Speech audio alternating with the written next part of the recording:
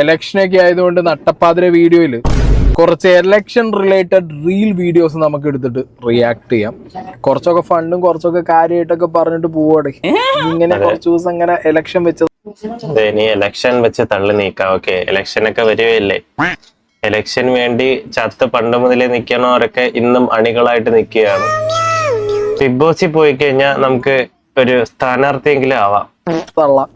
അപ്പൊ എന്താണെങ്കിലും നമ്മൾ ആദ്യം എടുത്ത് നോക്കുന്നത് ഒട്ടകത്തിന്റെ ഗോപാലകൃഷ്ണന്റെ വീഡിയോ ആണ്. ഒട്ടകം അതെന്താണ്? ഒട്ടകം വട്ടപ്പേരാണ്.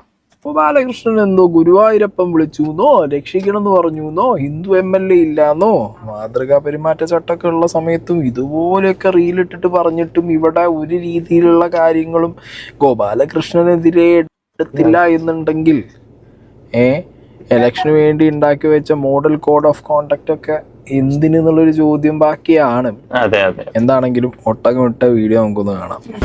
സോ ഹലോ ഗൈസ്, നമ്മുടെ പുതിയൊരു വീഡിയോയിലേക്ക് എല്ലാവർക്കും സ്വാഗതം. സോ ഇന്ന് ഒട്ടകത്തിന് എയറിലാക്കുന്നുണ്ട്. അതേപോലെ തന്നെ നമുക്ക് ഇനി മുതൽ ഇലക്ഷന് നിൽക്കണമെങ്കിൽ യോഗ്യത എന്ന് പറയുന്നത് ബിഗ് ബോസിൽ പോയിരിക്കണം. ഓക്കെ, സോ നമുക്ക് അതൊന്ന് കണ്ടു നോക്കാം. ഓക്കെ, അപ്പം വീഡിയോയിലോട്ടോ ഇലക്ഷൻ റിലേറ്റഡ് ആയിട്ടുള്ള എന്തോ വീഡിയോ ആണ്. റിയാക്ഷൻ വീഡിയോയിലോട്ട് എല്ലാവർക്കും സ്വാഗതം. ഒരു ഹിന്ദു MLA ഇടതും വലതും നിർത്തിയിട്ടില്ല. അന്തർദേശീയ തീർത്ഥാടന കേന്ദ്രമാണ് ഗുരുവായൂർ. എന്തുകൊണ്ടൊരു ഹിന്ദു MLA ഇല്ല? നമസ്കാരം. കൊടുങ്ങല്ലൂരമ്മയുടെ നടയിൽ നിന്ന് ഗുരുവായൂരപ്പന്റെ നടയിലേക്കുള്ള എൻ്റെ ഈ വരവ് ഭഗവാൻ ഗുരുവായൂരപ്പൻ വിളിച്ചിട്ടാണ്. കഴിഞ്ഞ അരനൂറ്റാണ്ടായി ഈ ഗുരുവായൂരപ്പന്റെ മണ്ണ് അമ്പലക്കൊള്ളക്കാരുടെയും അമ്പലവിരോധികളുടെയും കൈകളിലാണ്. സൈലന്റായി തന്നെ അവൻ വർഗീയത വിളമ്പുന്നു. ഒരു ഹിന്ദു MLA ഇടതും വലതും നിർത്തിയിട്ടില്ല. അന്തർദേശീയ മനുഷ്യനുണ്ടോ? ഹിന്ദു പോട്ടെ, ഒരു മനുഷ്യൻ അവിടെ ഉണ്ടോ? തീർത്ഥാടന കേന്ദ്രമാണ് ഗുരുവായൂർ. എന്തുകൊണ്ടൊരു ഹിന്ദു MLA ഇല്ല? അരനൂറ്റാണ്ട് കാലത്തെ അമ്പലക്കൊള്ളക്കാരുടെയും അമ്പലവിരോധികളുടെയും തടവറയിൽ നിന്നോ ഈ ഗുരുവായൂരപ്പന്റെ മണ്ണിനെ മോചിപ്പിക്കാനാണ് എന്നെ ഗുരുവായൂരപ്പൻ വിളിച്ചിരിക്കുന്നത്. നിങ്ങളെല്ലാവരും എന്നോടൊപ്പം നിങ്ങളെ വിളിച്ചിരിക്കുന്നതോ? ഉണ്ടാവണം. നമസ്കാരം. ലക്ഷക്കണക്കിന് ഭക്തജനങ്ങൾ പോയി വരുന്ന അമ്പലനട, അവര് വിളിച്ച് കരയുന്ന ഗുരുവായൂരപ്പൻ. അവരെന്നെ വിളിച്ച് പറയുന്നത് രക്ഷിക്കണമെന്ന്. ആ ഗുരുവായൂരപ്പൻ തന്നെ വിളിച്ച് രക്ഷിക്കാൻ പറഞ്ഞു എന്നൊക്കെ പറഞ്ഞുള്ള റീലിടുമ്പോണ്ടല്ലോ കുറച്ച് നാണവും മാനം വേണം മിസ്റ്റർ ഒട്ടകം. ഇതാണ് തന്നെ ഒട്ടകം എന്ന് പറയുന്നത്. ഇത്ര സ്ഥലം കിട്ടിയാൽ താൻ ഇങ്ങനെ നുഴഞ്ഞു കയറും. ജയിപ്പിച്ച് വിടല്ലേ മക്കളെ. വർഗീയത എന്നൊക്കെ പറഞ്ഞു കഴിഞ്ഞിട്ട് എക്സ്ട്രീമാണ് ഇവനൊക്കെ അടിച്ചുകൊണ്ടിരിക്കുന്നത്. അല്ല, ഞാനൊരു കാര്യം, ഈ ഒരു ഗുരുവായൂർ അമ്പലവും ഹിന്ദുക്കൾ മാത്രമേ ഉള്ളൂ എന്നാണ് എൻ്റെ വിചാരം. അതെ, അങ്ങനെ ഒരു പൊട്ടൻ ഹിന്ദു MLA മറ്റത് മറച്ചത്. ഇവിടെയാണ് ഇതൊന്നും ചോദ്യം ചെയ്യാനോ അല്ലെങ്കിൽ ഇതിനെതിരെ ഒരു കേസായിട്ട് പോകാനോ ഒരാളും ഇല്ലല്ലോ. മോഡൽ കോഡ് ഓഫ് കോണ്ടക്ട് വരെ ലംഘിച്ചുകൊണ്ട് ഇതുപോലുള്ള പിഴപ്പുകേടുകൾ വിളിച്ചു പറയുമ്പോൾ, ഇതുപോലുള്ള തന്തയില്ലാത്തരങ്ങൾ വിളിച്ചു പറയുമ്പോൾ ചോദ്യം ചെയ്യാൻ ആരെങ്കിലും വേണം എന്ന് എനിക്ക് പറയാം. അവന്മാരെ കൂടെ ഉള്ളവന്മാർക്കേ ബുദ്ധിയില്ല, പിന്നെ എങ്ങനെ ചോദ്യം ചെയ്യും? കൂടെ ഉള്ളവരെ ഒന്നും പറയുന്നില്ല, പിന്നെ ഇങ്ങനെയൊക്കെ വിളിച്ചു പറഞ്ഞുകൊണ്ടിരിക്കും. വർഗീയത എങ്ങനെയും പറഞ്ഞ് പരത്തണം ഞാനുള്ളൂ. അറ്റ്ലീസ്റ്റ് ഓപ്പോസിറ്റുള്ള പാർട്ടിയിൽ നിൽക്കുന്ന കാൻഡിഡേറ്റ്സിന് വേണ്ടിയിട്ടെങ്കിലും നിങ്ങൾ ആരെങ്കിലും ഇവനെതിരെ കൂടി ഒരു കേസെങ്കിലും ഇട്ട് കൊടുക്കും. അതിനെങ്ങനെ പച്ചവർഗീയത പറഞ്ഞ PC അടക്കം ഇവിടെ സീറ്റ് കൊടുത്ത ടീംസ് അല്ലേ, നമ്മുടെ കാര്യമില്ല. ഈ temple mosque church gurdwara or any place of worship shall not be used as place for election propaganda including speeches, posters, music etcetera on the election time എന്നുള്ള മോഡൽ കോഡ് ഓഫ് കോണ്ടക്റ്റിൽ എഴുതി വെച്ച കാര്യങ്ങൾ വളരെ പച്ചയ്ക്ക് വയലേറ്റ് ചെയ്യുന്ന ഒരു റീൽ വീഡിയോ ആണ് നിങ്ങൾ കണ്ടത്. ഇത് മാത്രമല്ല, കാസ്റ്റും കമ്മ്യൂണലും ആയിട്ടുള്ള ഇലക്ഷന് നിൽക്കുന്ന ആളുകൾ ലൈക്ക് എന്താ പറയുക, ഏത് വ്യക്തിയാണെങ്കിലും വോട്ടേഴ്സിൻ്റെ കാസ്റ്റോ കമ്മ്യൂണൽ ഫീലിംഗ്സിനോ ഒക്കെ എന്താ പറയുക തട്ടുന്ന രീതിയിൽ അവർക്കത് ഗുണപ്പെടുന്ന രീതിയിലുള്ള പരാമർശങ്ങൾ നടത്തി റീൽസ് ചെയ്യാനോ വീഡിയോ ചെയ്യാനോ അവരുടെ പ്രചരണങ്ങൾ നടത്താൻ പാടില്ല എന്നൊക്കെയുള്ള റൂൾസ് ഇവിടെ നിൽക്കുന്ന സമയത്താണ്. പ്രചരണം നടത്താൻ പാടില്ലെന്നോ? ഇപ്പം ഈ കുയിൽ മീഡിയാസ്, അതായത് ഈ സൂം ചെയ്യുന്ന കുറെ മീഡിയാസ് ഉണ്ടല്ലോ, ഇവരെല്ലാവരും വിലക്കെടുത്തിരിക്കുകയാണ് BJP. എന്നിട്ട് അവരുടെ കാര്യങ്ങൾ മറ്റുള്ളവരിലോട്ട് എത്തിക്കുകയാണ് ഇപ്പം അവരുടെ പണി. ഓക്കെ, കുറച്ച് പൈസ വാരി അറിഞ്ഞിട്ടുണ്ട് ഈ കുയിൽ മീഡിയാസിന്. അതെ, ഇതുപോലുള്ള വർഗീയത കലർത്തിയ അല്ലെങ്കിൽ വർഗീയതയ്ക്ക് മാത്രം വേണ്ടി എടുക്കുന്ന റീലുകൾ എടുത്തിട്ട് അതിലിപ്പോഴും ന്യായീകരിച്ച് മെഴുകി ഗോപാലകൃഷ്ണനെ പോലുള്ളവർ ഇവിടെ ഇലക്ഷൻ പ്രചരണങ്ങളുമായിട്ട് മുന്നോട്ട് പോകുന്നത്. BJP ആയതുകൊണ്ട് പ്രത്യേകിച്ച് ഈ കാര്യത്തിലൊന്നും ഒരു തീരുമാനം ആരും എടുക്കുന്നത് എനിക്ക് തോന്നുന്നില്ല. ഇനി അടുത്ത കുറച്ച് പൊളിറ്റിക് നാടകങ്ങൾ ഞാൻ കാണിച്ചു തരാം. രാജീവ് ചന്ദ്രശേഖർ അങ്ങേരുടെ PR പരിപാടികളിൽ പാളിപ്പോയൊരു ഐറ്റമാണിത്. കുറച്ച് കുട്ടികൾ വന്നിട്ട് ഇങ്ങനെ കുറച്ച് പൈസ കൊടുക്കാൻ നേരത്ത് എൻ്റെ പൊന്നെ ഈ സ്റ്റേജ് സാധനങ്ങളുണ്ടല്ലോ, അതായത് പണ്ട് സിനിമയിലൊക്കെ ഉണ്ടാക്കിയെടുത്ത് വെച്ചൊരു ഐറ്റങ്ങളൊക്കെ അതുപോലത്തെ ഒരു ഐറ്റം. അയ്യോ അത് എന്ത് ആക്ടിങ്, അങ്ങനത്തെ ഒരു ഐറ്റം. രാഷ്ട്രീയക്കാരുടെ ഉത്തരവാദിത്തമാണ് നിങ്ങളെ സഹായിക്കാൻ, നിങ്ങൾ എന്നെ സഹായിക്കരുത്. അപ്പുറത്തൂടെ ഒരു 200-500 രൂപ നോട്ട് കൊടുത്തിട്ട് ഇപ്പുറത്തൂടെ ഇവര് കൊണ്ടു കൊടുക്കും. അയ്യോ വേണ്ട, നിങ്ങൾ വയ്യ വെച്ചോറു, നാളെ വീട്ടിൽ കൊണ്ട് തന്നാൽ മതി. ഞങ്ങളെ കൊണ്ടുവരുന്ന ഒരു ചെറിയ എമൗണ്ടാണ്. മനസ്സുകൊണ്ട് സ്വീകരിച്ചു. താങ്ക് യു, സന്തോഷം രാജേഷ്. വിശ്വസിച്ച്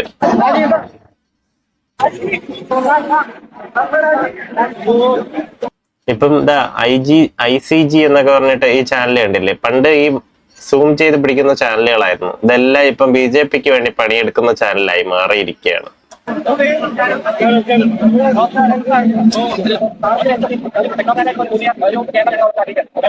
ഞാൻ IIT ഡൽഹി ചാമ്പ്യനാ. ഇപ്രാവശ്യം കോമ്പറ്റീഷൻ ഞങ്ങൾ ഐഡിയട്ടോ ജയിച്ച ഞങ്ങളാ. അപ്പൊ ഞാൻ പറഞ്ഞത് ഞങ്ങൾക്ക് ഈ ചാൻസ് ആണ് കിട്ടിയിട്ടുള്ളത്. എന്ത് ഇപ്പൊ ഒരു ടെക്നോക്രാറ്റ് ഇത്രയും വർഷത്തിൽ ഒരാളെ കിട്ടിയുള്ളൂ. പോകരുത്, ജയിക്കണം. ഞാൻ കഴിഞ്ഞ പ്രാവശ്യം കൊണ്ട് പോകരുത്, ഇപ്രാവശ്യം തൂക്കണം.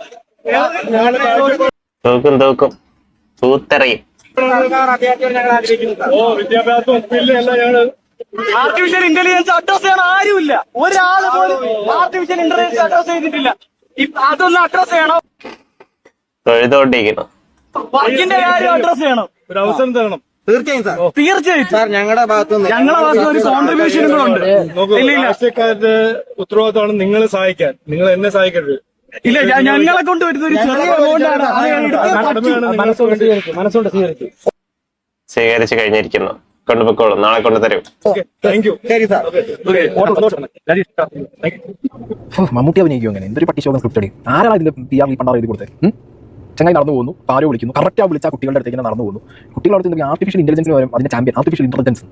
പിന്നെ അവിടെ നിൽക്കുന്നു, പൈസ കൊടുക്കുന്നു. വേണ്ട, ഞാൻ നിങ്ങളെ സഹായിക്കേണ്ട ആളില്ല എന്നുള്ള മുറി മലയാളത്തിൽ രാജീവ് ചന്ദ്രശേഖരന്റെ റിപ്ലൈ. കണ്ണ് നിറഞ്ഞ് സംഖ്യകളത് ഒഴുകി യുവത്വം ഇനി താമരയ്ക്കൊപ്പം. അത് കാണിക്കാൻ വേണ്ടിയിട്ടുള്ള സാധനം ആക്ടിങ്. എന്റെ മോനെ, അല്ലെങ്കിൽ ആക്ടിങ് ആണ്. അതായത് ആക്ടിങ് ആണ് മൊത്തത്തിൽ. ഇനിയിപ്പം ഇലക്ഷന്റെ വോട്ട് കുത്തുന്ന അന്ന് വരെ എല്ലാം ആക്ടിങ് ആയിരിക്കും. ഇത്രയും ദിവസം മൈൻഡ് ചെയ്യാത്തവർ ഇങ്ങോട്ടൊന്ന് മൈൻഡ് ചെയ്യും. അതിനുശേഷം നീ പോടാ, നീ ആറാന്ന് ചോദിക്കും. പോലെ ട്രിക്കാണ്. ഇതിങ്ങനെ സൈഡിലൂടെ പോകുന്നുണ്ട്. ഇതേ ചങ്ങായി ആക്ടിങ് അല്ലാത്ത ഐറ്റം കാണിച്ചത് വേണമെന്നുണ്ടെങ്കിൽ ഞാൻ കാണിച്ചു തരാം. ഇതിലൊരു മണ്ടത്തനവും കൂടെ കാണിച്ചു വെക്കുന്നുണ്ട്. ഹെൽമെറ്റ് എടുത്ത് തലതിരിച്ചു വെക്കുന്നു. തലതിരിഞ്ഞവന്മാര്.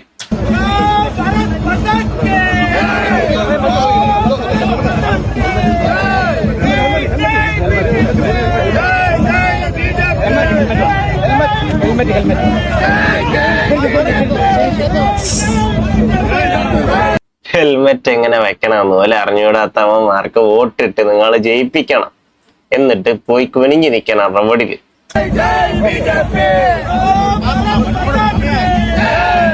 ടെക്നോക്രാറ്റ് ആയിട്ടുള്ള ലീഡറാണ്. ബൈക്കുമ്പോൾ പോകുമ്പോൾ ഹെൽമെറ്റ് എങ്ങനെയാ വെക്കണ്ടേന്ന് അറിയില്ല. ഇത് സ്ക്രിപ്റ്റ് അല്ല, ഇത് ഈസ് ഒറിജിനൽ. ഇത് ഇങ്ങനെ ഒരു ഐറ്റം. ഇനി പാലക്കാട് മത്സരിക്കുന്ന മമ്മൂട്ടിയാ. ഞാൻ പാലക്കാട് പിഷാരിയാണെന്ന് ഞാൻ വിചാരിച്ചത്. പക്ഷെ പാലക്കാട്ടുകാരുടെ ഒരു ഭാഗ്യം ആലോചിച്ച് നോക്കണേ.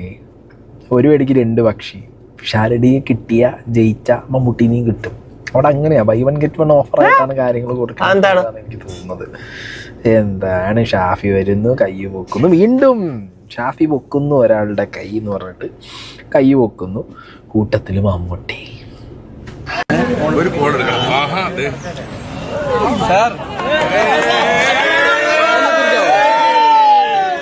നോമിനേഷൻ കൊടുക്കാൻ പോവാണ് കേട്ടോ. ഒന്ന് കാണിക്കാവോ? ക്യാമറയിൽ ഒന്ന് കാണിക്കാവോ?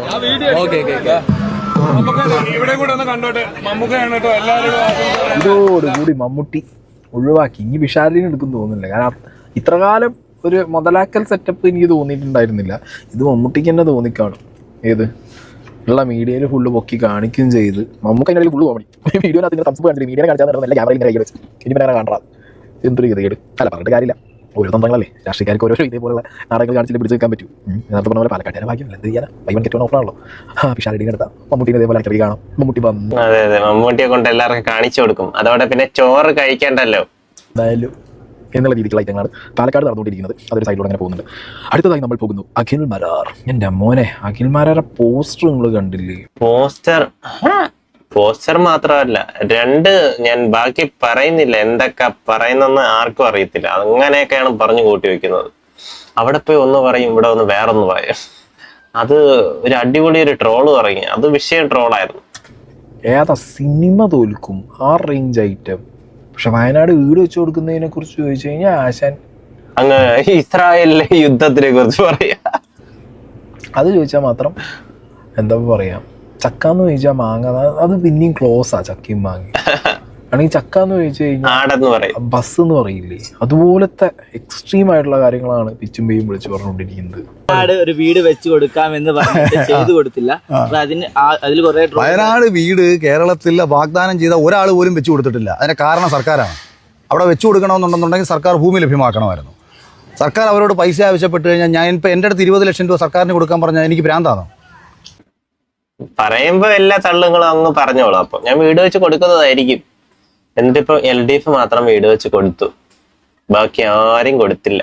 ഇയാൾ ഒരു കള്ളന്മാരായതുകൊണ്ടല്ലേ നമ്മൾ ഇവന്മാർക്ക് കൊടുക്കുക. അത് നമ്മൾ തന്നെ നേരിട്ട് ചെയ്യാൻ വേണ്ടിയിട്ട് നമ്മൾ പറഞ്ഞത്. അപ്പോൾ ഇവരെ നമുക്ക് വിശ്വാസമില്ലാത്തതുകൊണ്ടാണ് പല ആൾക്കാരും പല മുതലാളിമാരും പറഞ്ഞത് ഞങ്ങൾ നേരിട്ട് ചെയ്യാന്ന്. അത് ബോബി ചെമ്മണ്ണൂരും പറഞ്ഞിട്ടുണ്ട്, യൂസഫ് അലിയും പറഞ്ഞിട്ടുണ്ട്, കേരളത്തിലെ ഒരുപാട് മുതലാളിമാർ പറഞ്ഞിട്ടുണ്ട്. നിങ്ങൾ വെച്ച് കൊടുത്തില്ലല്ലോ പറഞ്ഞിട്ട് എന്ന് ചോദിച്ചപ്പോഴാണ് ഇത്രയും ഉത്തരം. 750-ഓളം വീടുകൾ പല ആൾക്കാരും വാഗ്ദാനം ചെയ്തിട്ടുണ്ട്. ഇവർക്ക് താല്പര്യമില്ല, ഇവരെ പൈസ ഇല്ലാഞ്ഞിട്ടൊന്നും ആയിരുന്നില്ല. വയനാട്ടിൽ വീട് വെച്ച് കൊടുക്കണമെന്നുണ്ടെങ്കിൽ സർക്കാർ അവരുടെ കൂടെ നിൽക്കണം. അതിന് പകരം പൈസ കഴിഞ്ഞാന്ന് പറഞ്ഞിട്ടുണ്ടെങ്കിൽ ഒരു മനുഷ്യൻ സഹായിക്കും. എന്താണ് അഖില ഈ പറയണേ?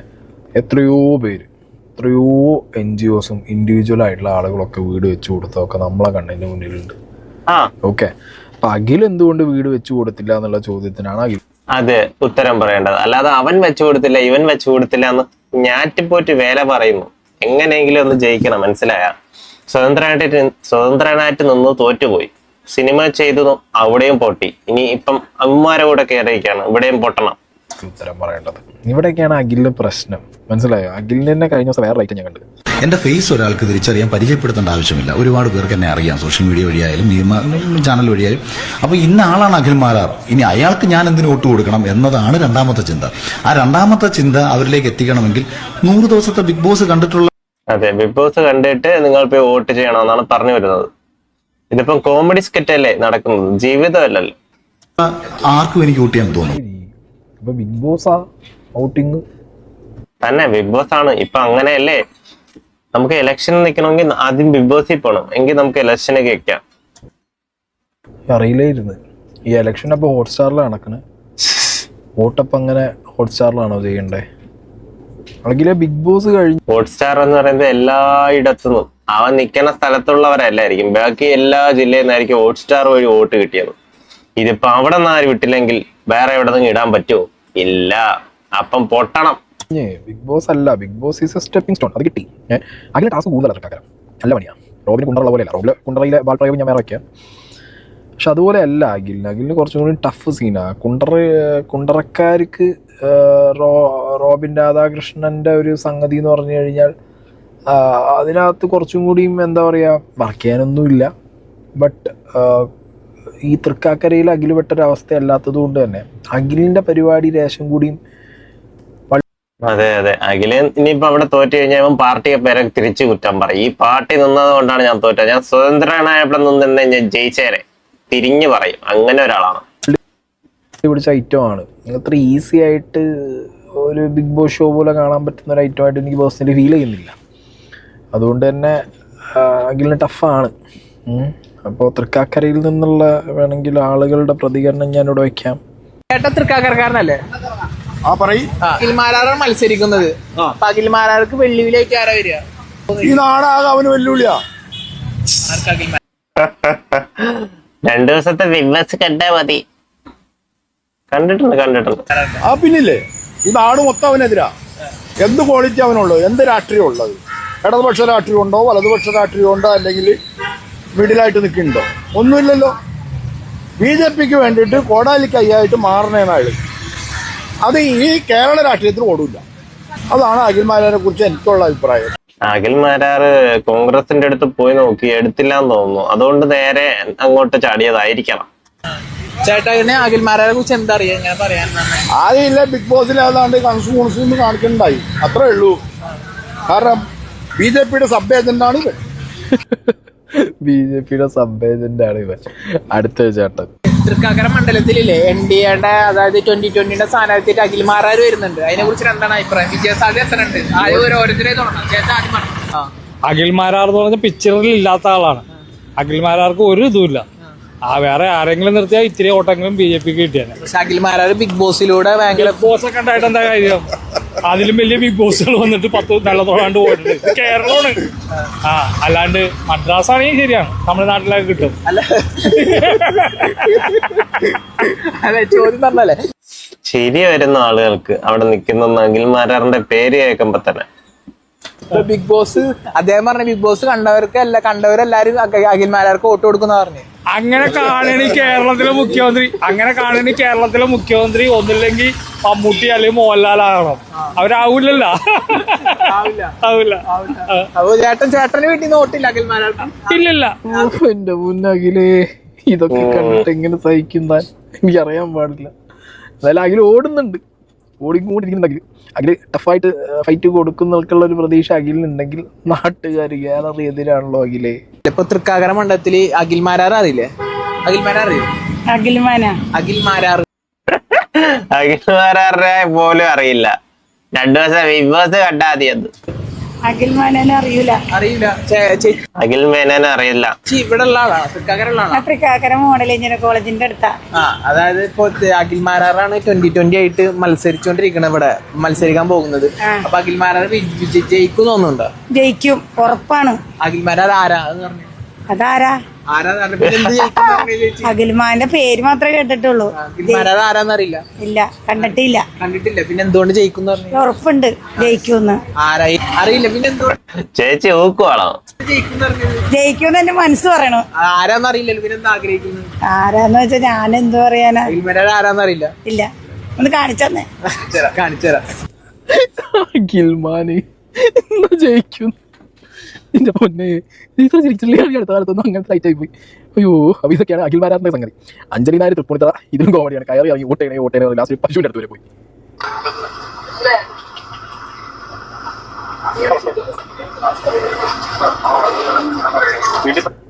ആരെങ്കിലും ഒന്ന് പറഞ്ഞു കൊടുക്ക്, പശുവിന് ഓട്ടില്ല. ഇപ്പൊ 36 കണ്ട എല്ലായിടത്തും കയറി ഇറങ്ങി ഓട്ടി ചോദിക്കുന്നുണ്ട്, വർക്ക് ചെയ്യുന്നുണ്ട് കേട്ടോ.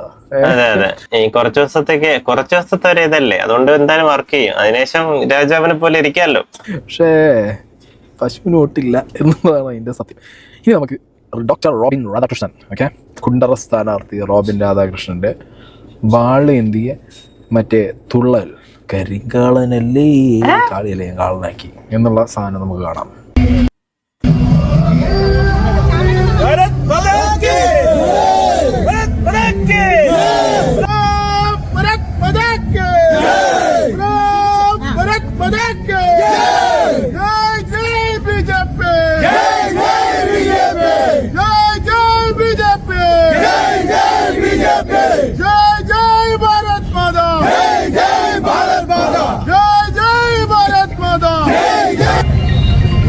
തളവേട സ്മാരകത്തിന്റെ ഫ്രണ്ടിൽ നിന്ന് തന്നെയാണ് സ്റ്റാർട്ട് ചെയ്തിരിക്കുന്നത്. നിങ്ങൾ കണ്ടല്ലോ, ഊർജ്ജം കണ്ടല്ലോ അല്ലേ? സോ ഇത്രയും പവറോടുകൂടി തന്നെയാണ് കുണ്ടറയിൽ നിന്ന് സ്റ്റാർട്ട് ചെയ്യാൻ പോകുന്നത്. ഈ ഇലക്ഷന് കുണ്ടറയിൽ NDA BJP ജയിച്ചിരിക്കും. കണ്ട ഈ ഒരു വീഡിയോ കണ്ടപ്പോ ഞാനൊരു നിമിഷം ആ പഴയ റോബിൻ ബിഗ് ബോസിൽ നിന്ന് ഇറങ്ങിയ ഒരു വൈബിലേക്ക് പോയി. റോബിനും പോയി കാണും, നമ്മളെല്ലാരും പോയി കാണും. കാരണം ആ ഒരു സാധനം ഉണ്ടല്ലോ, അലറൽ വാളുണ്ടായിരുന്നില്ല, ഇപ്പൊ വാളുണ്ട്. ഇപ്പൊ അലറലിന്റെ കൂട്ടത്തിൽ വാളും കൂടി ഏകദേശം ഒരു കോമരം എഫക്റ്റ് കിട്ടിയിട്ടുണ്ട്. റോബിനും എഗെയിൻ ഞാൻ പറയുന്നു, ഈ ഒരു ഇലക്ഷൻ ടൈമിൽ ഇതുപോലെ വാളെടുത്തിട്ടുള്ള ചാടിക്കളി മോഡൽ കോഡ് ഓഫ് കോണ്ടക്റ്റിന് എതിര് തന്നെയാണ്. Okay, carrying weapon such as fire arms, spheres, swords and sticks in public places has been prohibited എന്നുള്ളൊരു ഐറ്റം ഉണ്ട്. അതും കാൻഡിഡേറ്റ് ആയിട്ട് നിൽക്കുന്ന ഒരാൾ ഇതുപോലെ ഇപ്പം ഡമ്മി വാളാണെന്ന് പറഞ്ഞാലടക്കം, അതോ വേലുത്തമ്പി ധവളയ്ക്കൊരു എന്താ പറയുക ട്രിബ്യൂട്ടായിട്ട് ചെയ്തു എന്നൊന്നും പറഞ്ഞിട്ട് കാര്യമില്ല. മനസ്സിലായോ? അതായത് നമ്മൾ കാണിക്കുന്ന കാര്യങ്ങൾ ഇപ്പോൾ വോട്ട് ചോദിക്കാൻ പോകുന്നവർ ഇപ്പം അതിൻ്റെ പ്രചരണം തുടങ്ങുന്നതിന് മുമ്പ് അതിന് പല രീതിയിലാണ് ആളുകൾക്ക് അവരുടെ വിശ്വാസം അനുസരിച്ചും പല പല PR സ്റ്റണ്ടുകളൊക്കെ നമ്മൾ കണ്ടിട്ടുണ്ട്. ഇതൊരു നോർത്ത് ഇന്ത്യൻ മോഡൽ വാളെടുത്ത് തുള്ളൽ എന്നുള്ളൊരു ഐറ്റത്തിലേക്കൊക്കെ ഇത് അങ്ങോട്ട് ചെല്ലും, അത് അങ്ങനെയൊക്കെ ആവും. മനസ്സിലായോ? അപ്പം എനിക്ക് കണ്ടപ്പോൾ തോന്നി RSSൻ്റെയും സംഘപരിവാറിൻ്റെയൊക്കെ നോർത്തിലുള്ള പോലത്തെ വാൾ മുക്കിപ്പിടിച്ചിട്ടുള്ള പരിപാടികളൊക്കെ കേരളത്തിൽ റീക്രിയേറ്റ് ചെയ്തൊരു ഐറ്റം പോലെ എനിക്ക് ഫീൽ ചെയ്തു. അതൊക്കെ എൻ്റെ പേഴ്സണൽ, കാരണം എനിക്ക് ഈ പാർട്ടിയെ ഇഷ്ടമല്ല, ഇതിൻ്റെ ആശയങ്ങളും ഇഷ്ടമില്ല. അപ്പോൾ അതും പിടിച്ച് നിൽക്കുന്ന സമയത്ത് ഇമാതിരി കോമാളിത്തരം കാണിച്ച് കാണുമ്പോൾ സത്യം പറയാലോ അളിയാ, കോമന റോബിൻ എന്നുള്ള പേരാണ് വിളിക്കാൻ തോന്നുന്നത്. ആ കാര്യം പറയാലോ, ആ രീതിക്കാണ്. കൈകൂപ്പി ആളുകളുടെ മുന്നിൽ, ഇപ്പം കൈകൂപ്പുക എന്ന് പറയുന്നത് ഒരു റെസ്പെക്റ്റാണ്, അല്ലാതെ വേറെ ഒന്നുമല്ല. അങ്ങനെയൊക്കെ ആളുകളുടെ മുന്നിൽ ചിരിച്ച് അങ്ങനെയൊക്കെയാണല്ലോ ആളുകൾ വോട്ട് ചോദിക്കാൻ പോവാറ്, അല്ലെങ്കിൽ അവരുടെ പ്രചരണ റാലി. സോ ലഗേസ്, ഇലക്ഷൻ്റെ ഒരു ചെറിയൊരു വീഡിയോ ആയിരുന്നു. കോമഡി താരങ്ങളെ നമുക്ക് ഇവിടെ കാണാനായിട്ട് സാധിച്ചു. എന്തായാലും എല്ലാ പാർട്ടിയിലും, ഈ BJP എന്ന് മാത്രമല്ല എല്ലാ പാർട്ടിയിലും എത്രയോ വർഷങ്ങൾ കൊണ്ട് പ്രവർത്തിച്ച് വരുന്ന അവർക്കൊന്നും സീറ്റ് കൊടുക്കത്തില്ല. ഓക്കെ, അവരിപ്പോഴും അടിമകളെ പോലെ തന്നെ നിൽക്കണം. ഏത് പാർട്ടി ആയാലും പുതുതായിട്ട് ഏതെങ്കിലുമൊക്കെ ഒരു സെലിബ്രിറ്റി വരുന്നു, അവരെ പിടിച്ചു നിർത്തുന്നു, പിന്നീട് നമ്മൾ അവരെ അടിമയാവണം. അതൊക്കെയാണ് ഇവിടെ നടക്കുന്നത്. അപ്പം അടിമകളെന്നും അടിമകൾ തന്നെ, അവരെ ഒരിക്കലും പൊങ്ങി വരാൻ ആരും അനുവദിക്കത്തില്ല എന്നതാണ് സത്യം. നമ്മളവിടെ കണ്ടു. സോ വീഡിയോ ഇത്രയേ ഉള്ളൂ. വീഡിയോ ഇഷ്ടപ്പെടുന്നെങ്കിൽ ലൈക്ക്, ഷെയർ, സബ്സ്ക്രൈബ്. ഇതിൽ മികച്ച നല്ലൊരു വീഡിയോ കാണുന്നതായിരിക്കും. Bye bye guys. ഈ ജിൻഡോ ഉണ്ടല്ലോ, ബിഗ് ബോസ് ജയിച്ച, അവനെയും കൂടെ ഒന്ന് എടുക്കണമായിരുന്നു ഈ പാർട്ടിയിലോട്ട്. ഓക്കെ, അതും കൂടെ ഉണ്ടെങ്കിൽ ഓക്കെ ആയിരുന്നേ. സോ അടുത്ത വീഡിയോ കാണാം ഗൈസ്. Bye bye.